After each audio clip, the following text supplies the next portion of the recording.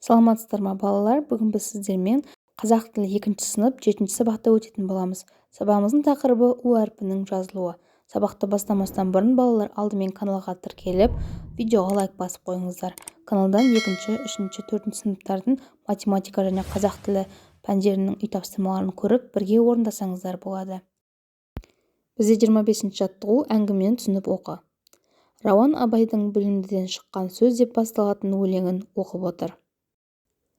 Білімдіден шыққан сөз талаптыға болсын кез, нұрын сырын білуге көкірегінде болсын көз.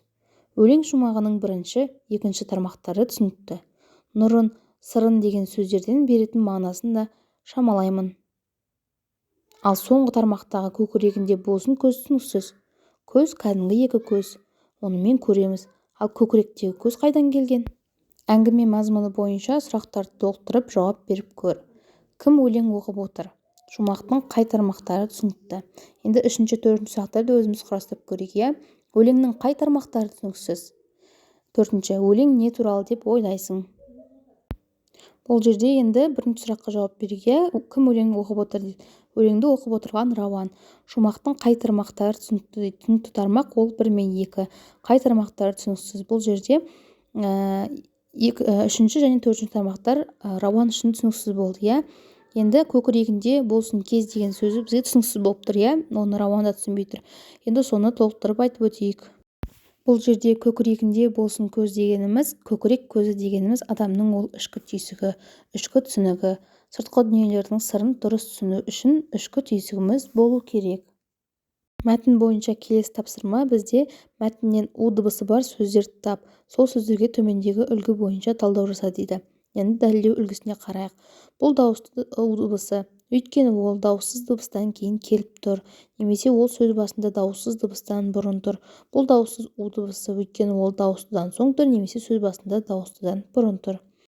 Бірінші сөз бізде Рауан. Бұл дауыссыз у дыбысы, өйткені ол дауыстыдан соң тұр. Екінші білуге, бұл дауысты у дыбысы болады, өйткені ол дауыссыздан соң тұр. Шумағының бұл дауысты у дыбысы, өйткені ол дауыссыздан соң тұр. Келесі бізде 26 жаттығу. Өлеңді көшіріп жаз, қарамен жазылған сөздердің астынсыз. Сиса көйлек үстіңе тоқу менен табылған, сауысқанның тамағы шоқу менен табылған, өнер білім бәрі де оқу менен табылған.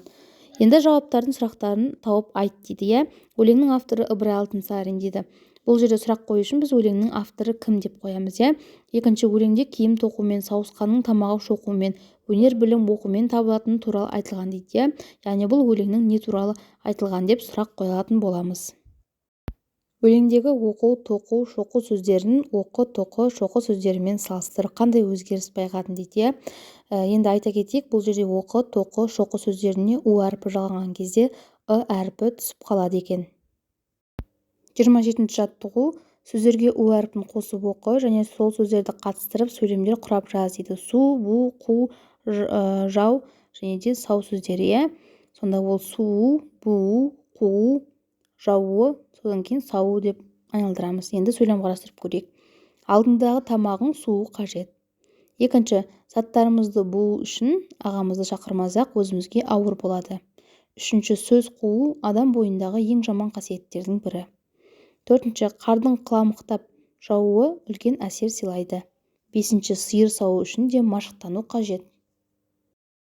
Келесі 28 жаттығу. Сызық бағытымен 2 әріп тастай отырып мақал құрастырып көр және дәптерге жаз дейді.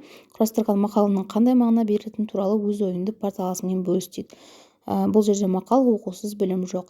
Яғни білім алу үшін оқу керек. Егер әріп танымасаң, талпынбасаң, ізденбесең білім ала алмайсың.